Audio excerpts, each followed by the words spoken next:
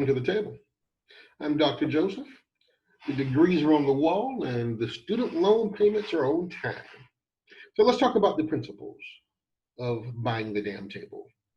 There are 5 principles, and I had to boil this down from about 17 to 5.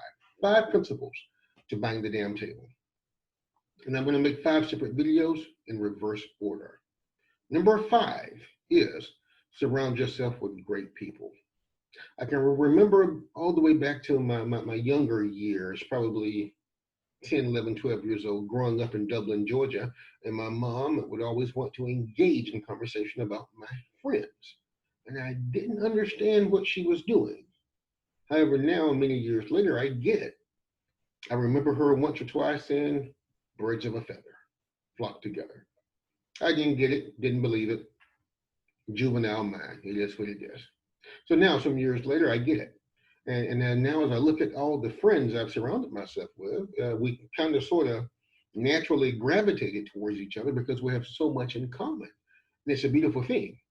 And these friends, I mean, my circle of friends, probably 5 or 6 of us, all are very, very honest with each other, and we check each other, and we tell each other when we're wrong, when we're right, how we could do it differently, et cetera, et cetera. We also give each other financial advice. We give it career advice. We give relationship advice, parenting advice, you name it. And there is no jealousy in this circle. And I'm very, very blessed because when I'm doing something wrong, any one of them would pick up the phone, give me a call and say, hey, Joe, you're messing up, boy. You're being too hard on this situation.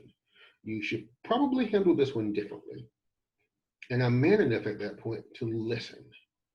Sometimes I agree with the information, sometimes I don't. But the reality is, we have no yes men or women in this circle.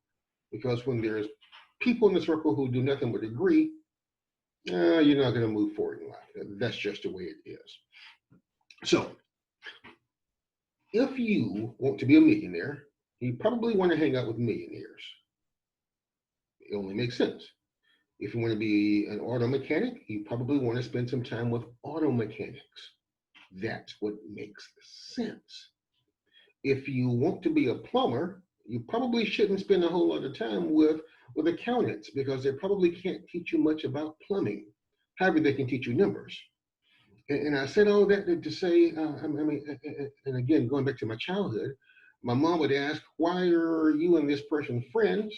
Because she made certain observations in that person that she may not have wanted to see in me and thought that perhaps I could get put on the wrong path. So let's bring this modern day time for everybody. If you are with a woman or a man today, your mate, and your mate hangs out with a circle of people who cheat, chances are great your mate's going to cheat too. That's just the way this works out. Birds of a feather do flock together.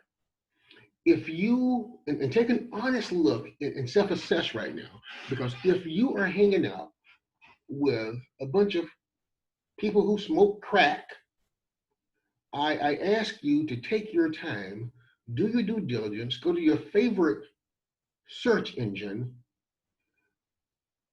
and find a high-end, high-quality, decorative crack pipe.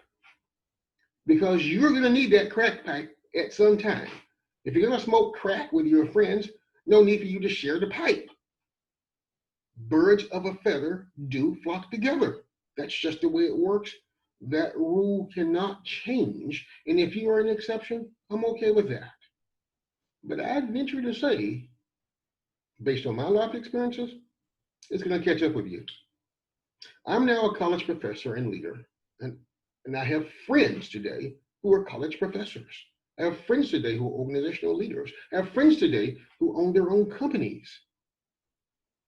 That's kind of sort of the way it works out. So, click that subscribe button.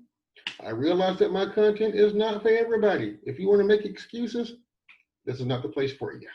If you want to get on the ball and get something done, come on back here. Talk to me. Dr. Joseph. Until next time, see you then.